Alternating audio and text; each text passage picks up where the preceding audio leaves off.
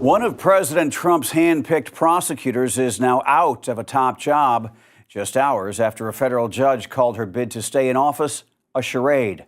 Attorney General Pam Bondi says Lindsay Halligan has left the U.S. Attorney's Office in the Eastern District of Virginia after a judge barred her from calling herself U.S. Attorney and warned she was defying a binding court order.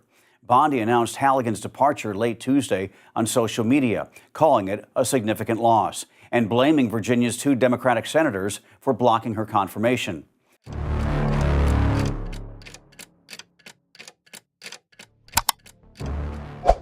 Ciertos acontecimientos judiciales no destacan por la sentencia en sí, sino por la forma en que redefinen los límites de actuación entre los poderes del Estado. En la mañana del 16 de enero, durante una audiencia preliminar en el Tercer Tribunal Federal del Distrito Este de Virginia, un magistrado federal interrumpió el procedimiento habitual para dictar oralmente una decisión que alteró de manera perceptible la lógica con la que se había estado interpretando el uso de pruebas obtenidas en 1907, investigaciones anteriores contra autoridades públicas en litigios posteriores. El caso se refería a una solicitud del equipo jurídico del presidente Donald Trump, que pedía la exclusión anticipada de un conjunto de registros obtenidos mediante la cooperación entre organismos, con el argumento de que dichos documentos estaban contaminados por motivos políticos y por lo tanto no podían reutilizarse en otras jurisdicciones. El magistrado no solo rechazó la solicitud, sino que declaró, en voz alta y bajo registro, que el contenido de la petición evidenciaba un intento deliberado de limitar el alcance funcional del sistema judicial al interés del acusado. El discurso fue breve, directo y completamente fuera de lo normal para este tipo de sesión. El impacto de la declaración no se limitó a ese momento. Minutos después, representantes de comisiones del Senado comenzaron a solicitar transcripciones y copias de la grabación oficial de la audiencia. En pocas horas, el contenido ya era objeto de análisis por parte de miembros del Comité de Supervisión del Congreso, que comenzaron a debatir si el episodio podría constituir un intento velado de obstrucción institucional, incluso antes del inicio formal del juicio. Los juristas consultados por medios de comunicación de diversa línea editorial reconocieron que la declaración del juez, aunque jurídicamente limitada al proceso en cuestión, estableció un nuevo punto de referencia para la forma en que la justicia federal aborda las estrategias de blindaje previo llevadas a cabo por exjefes de Estado. La parte más citada del discurso del juez fue su observación de que no corresponde al acusado definir qué partes de la verdad deben o no deben incluirse en el proceso. Al afirmar esto, desmontó el argumento de la defensa de que la reutilización de material de investigación, incluso en contextos distintos, violaría el principio de imparcialidad. Según el juez, aceptar tal premisa sería conceder a cualquier investigado la prerrogativa de editar retroactivamente los límites de la persecución penal. El magistrado señaló además que la separación entre las esferas políticas y los mecanismos judiciales existe precisamente para evitar que los intereses del momento se superpongan al flujo fáctico de las investigaciones. El silencio que se apoderó de la sala tras la lectura de la resolución se interpretó como una señal del peso institucional que tenía ese discurso. La retransmisión de la audiencia, realizada por circuito interno pero grabada en vídeo oficial, permitió que el contenido se convirtiera rápidamente en objeto de difusión pública, incluso entre observadores internacionales. El tono adoptado por el magistrado, aunque contenido, no dejó margen para reinterpretaciones. El tribunal identificó en esa solicitud no solo una estrategia jurídica legítima, sino un intento de moldear preventivamente el ámbito de admisibilidad de las pruebas. algo que el magistrado calificó como incompatible con los principios que sustentan la integridad de los procesos democráticos. Esta elección de palabras fue destacada por expertos en derecho constitucional como una señal de que el sistema comienza a reaccionar no solo al contenido de los casos, sino a la forma en que ciertos actores han estado tratando de influir en la dinámica judicial mediante sucesivas maniobras procesales. Varios analistas señalaron que, aunque no se ha tomado una decisión definitiva sobre el fondo, el episodio inaugura una nueva fase en la relación entre los tribunales federales y las estrategias defensivas de figuras públicas involucradas en múltiples litigios simultáneos. Lo que estaba en juego allí no era solo la admisibilidad de un documento, sino la capacidad del sistema para preservar su autonomía frente a los intentos de capturar la narrativa. Es en este contexto en el que debe interpretarse el episodio ocurrido en Arlington, no como una excepción aislada, sino como parte de un movimiento más amplio de resistencia institucional frente a tácticas que tensan los límites funcionales del poder judicial. Episodios como este, que revelan los mecanismos internos del sistema en directo, sin filtros ni ediciones, refuerzan la importancia de seguir los acontecimientos mediante análisis que contextualicen lo que está en juego en cada detalle. Por eso mantenemos este espacio, para ofrecer una lectura clara de acontecimientos que, aunque discretos a primera vista, indican cambios profundos en el engranaje democrático. A partir de ese momento, la convergencia entre diferentes instancias del sistema jurídico y legislativo comenzó a funcionar como un elemento de amplificación institucional del episodio. La decisión oral dictada por el juez de Arlington se interpretó rápidamente como algo más que una respuesta puntual a una solicitud procesal. Se convirtió en una especie de jurisprudencia informal que reavivó los debates sobre los límites de la litigación estratégica en el contexto de los exmandatarios involucrados en múltiples procedimientos simultáneos. La Fiscalía General del Distrito de Columbia, que lleva a cabo acciones paralelas basadas en documentos parcialmente similares, emitió un dictamen interno en el que destacaba que la decisión podría citarse como refuerzo argumentativo contra futuros intentos de invalidar el material probatorio compartido entre investigaciones. Esta medida generó, a su vez, una nota técnica emitida por el Consejo de Supervisión Judicial que alertó sobre la necesidad de estandarizar las directrices sobre la reutilización lícita de pruebas en acciones conexas, con el fin de evitar interpretaciones oportunistas que debiliten los parámetros del contradictorio. Es en este contexto que la declaración pública del juez comienza a cobrar densidad interpretativa. Al posicionarse claramente en contra de la fragmentación selectiva del contenido probatorio, el magistrado expuso un punto de tensión que había sido relegado a un segundo plano: la instrumentalización de las lagunas procesales como forma de limitar el alcance del escrutinio legal sobre figuras con un historial de acceso privilegiado al funcionamiento institucional. Esta interpretación no es unánime, pero está siendo respaldada por miembros experimentados del sistema jurídico.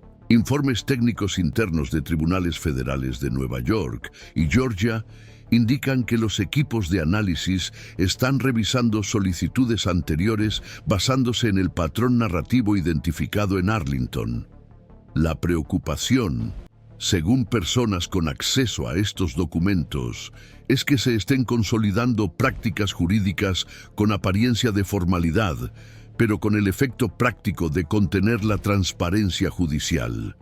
Esta convergencia ayuda a entender por qué el episodio, incluso sin una sentencia definitiva, ha producido reacciones en cadena. En menos de una semana, 3 comisiones del Senado solicitaron estudios técnicos sobre el uso cruzado de pruebas en litigios simultáneos basados en hechos conexos. La Corte Suprema, y aunque no se ha pronunciado formalmente, autorizó la publicación de una nota explicativa redactada por asesores jurídicos en la que se destacan los límites constitucionales de la autonomía procesal de los tribunales inferiores cuando se enfrentan a estrategias que ponen en peligro la integridad de la persecución penal.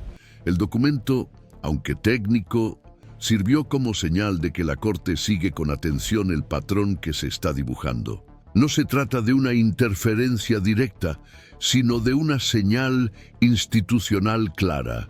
Existe preocupación por preservar la funcionalidad del sistema.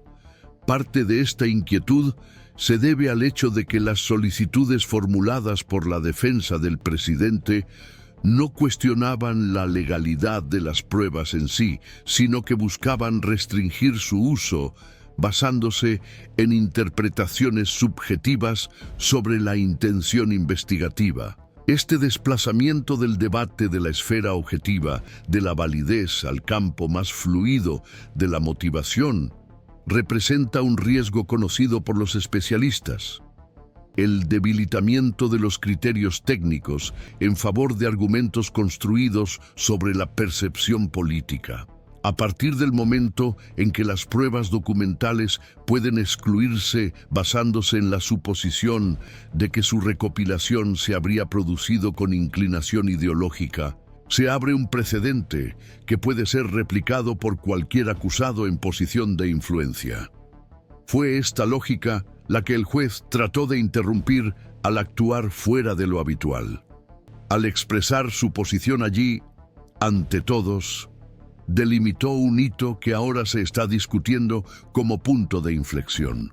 No se trataba solo de decir no a una solicitud, sino de afirmar que la propia solicitud contradecía los fundamentos operativos de la justicia. Esta distinción es relevante porque introduce en el debate jurídico un componente que se había estado evitando: el reconocimiento explícito de que ciertas estrategias defensivas, cuando se utilizan de forma sistemática, pueden producir efectos sistémicos.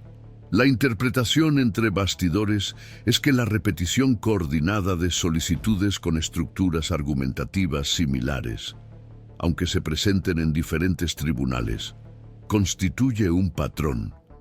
Y los patrones, cuando se identifican, exigen una respuesta institucional.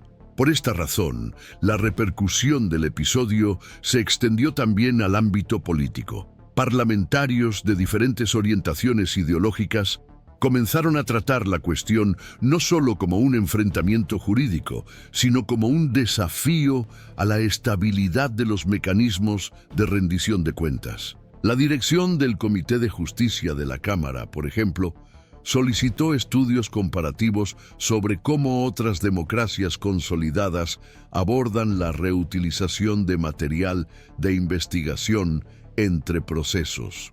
El objetivo declarado no es interferir en las decisiones judiciales, sino proponer marcos normativos que eviten que el sistema sea capturado por movimientos que, aunque tengan base jurídica, sirvan para fines de obstrucción coordinada. El debate aún se encuentra en una fase inicial, pero ya pone de manifiesto que el episodio de Arlington ha traspasado los límites del tribunal en el que se originó. La observación pública más recurrente entre los analistas es que el episodio generó una especie de respuesta defensiva del sistema institucional, no en el sentido de contraatacar políticamente, sino de restaurar la cohesión interna ante un movimiento que ha estado desafiando los mecanismos de continuidad legal. El reciente nombramiento de 2 nuevos jueces auxiliares especializados en admisibilidad probatoria en los tribunales de apelación se interpretó entre bastidores como parte de esa respuesta. Aunque no se trata de medidas directamente relacionadas con el caso, el contexto en el que se producen revela un intento del sistema de protegerse de las lagunas interpretativas que puedan comprometer la previsibilidad de los juicios. La tensión entre la estrategia procesal y la preservación institucional no es nueva, pero su reciente recrudecimiento coloca al sistema en una posición inédita, la de tener que afirmar de forma explícita que no todo uso legítimo de los instrumentos jurídicos es necesariamente compatible con los principios que sustentan el orden democrático. Este punto, aunque sutil, está en el centro del debate actual, y es precisamente este tipo de análisis que distingue la legalidad formal de la legitimidad funcional, el que orienta el trabajo de este canal: seguir con rigor y equilibrio los movimientos del sistema cuando los propios mecanismos institucionales se convierten en objeto de disputa. Entre los juristas, el episodio aún se está interpretando con cautela y sin formulaciones definitivas, pero ya existe una lectura inicial que se repite con frecuencia.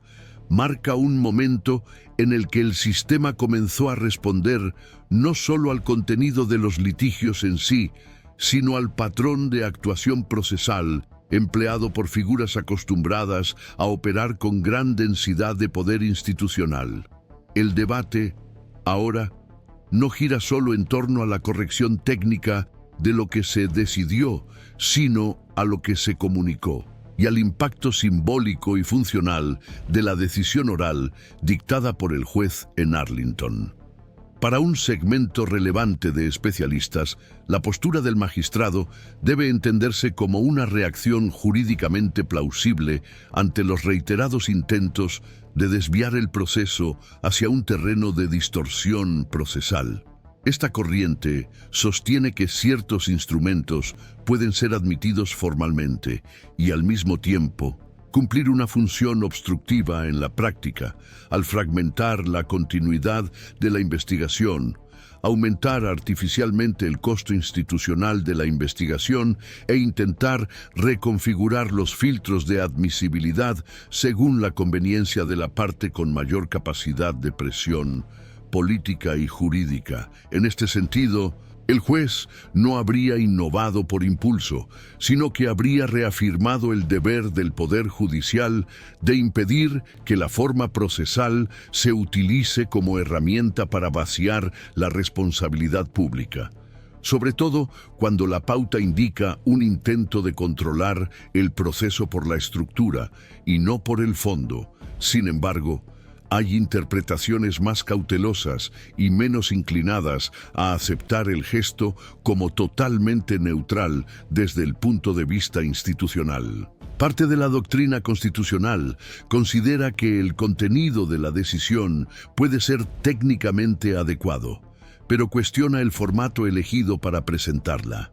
Según esta interpretación, una manifestación oral cargada de densidad institucional puede acercarse peligrosamente al umbral en el que la transparencia se convierte en una exposición innecesaria.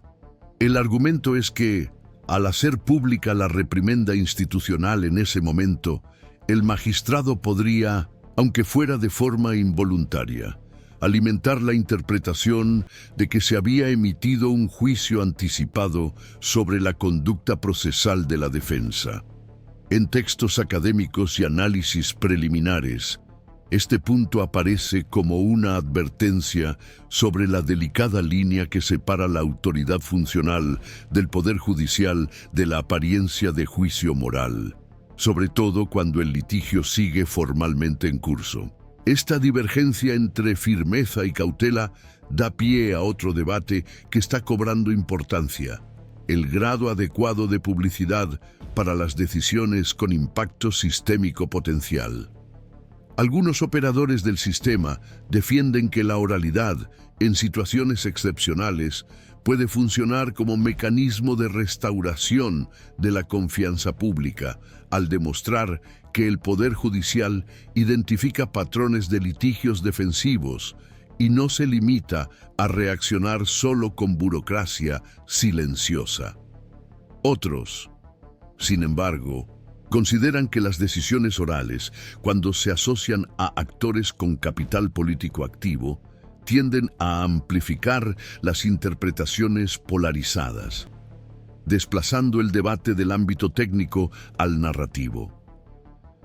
La falta de consenso sobre esta elección indica que el sistema aún se encuentra en proceso de ajuste, sobre todo ante estrategias jurídicas que tensan los ritos tradicionales e intentan explotar los márgenes entre la formalidad y el efecto público. Al mismo tiempo, crece dentro de la comunidad jurídica la percepción de que el caso de Arlington puede servir de referencia indirecta para disputas similares, incluso sin establecer una jurisprudencia formal. Hay registros de que jueces de instancias inferiores ya han mencionado internamente el episodio como una señal de atención institucional, principalmente en lo que respecta a la integridad de la cadena de custodia de las pruebas y a la necesidad de salvaguardar la continuidad de las investigaciones contra interrupciones periféricas. Este reconocimiento no implica uniformidad en las decisiones futuras, pero sugiere que el episodio se ha incorporado como un marcador de sensibilidad institucional, un punto a partir del cual ciertos patrones argumentativos comienzan a observarse con mayor rigor. Los abogados especializados en derecho público señalan que tiende a aumentar la selección inicial por parte de los tribunales, con el fin de identificar si existe un intento de restricción preventiva de la investigación mediante mecanismos indirectos, presentados como defensa, pero estructurados como bloqueo. Hasta ahora, no hay ninguna señal explícita del Tribunal Supremo Federal de revisión de los criterios relativos a la reutilización de pruebas en acciones conexas. Aún así, los observadores atentos al comportamiento interno de la Corte han registrado señales sutiles de circulación del tema. Ministros con perfil procesal han comenzado a tratar, en entrevistas y notas técnicas, el valor institucional del principio de continuidad jurídica. Este tipo de movimiento, aunque discreto, suele interpretarse como una indicación de que el tema ha entrado en el radar institucional. La Corte tiende a actuar con parsimonia, pero sigue de cerca cuando las decisiones inferiores revelan incomodidad con los patrones emergentes de litigación, especialmente cuando el conflicto involucra a antiguos titulares del Poder Ejecutivo Federal. Entre los analistas políticos, el esfuerzo de descodificación va en otra dirección. El episodio se ha interpretado como síntoma de un problema más amplio: la dificultad del sistema para responder con agilidad a sofisticadas estrategias de bloqueo institucional ejecutadas por figuras con experiencia en operar en las zonas grises de la ley. Según esta interpretación, no se trata solo de una lucha por las pruebas, sino de un enfrentamiento sobre el ritmo de la responsabilidad pública.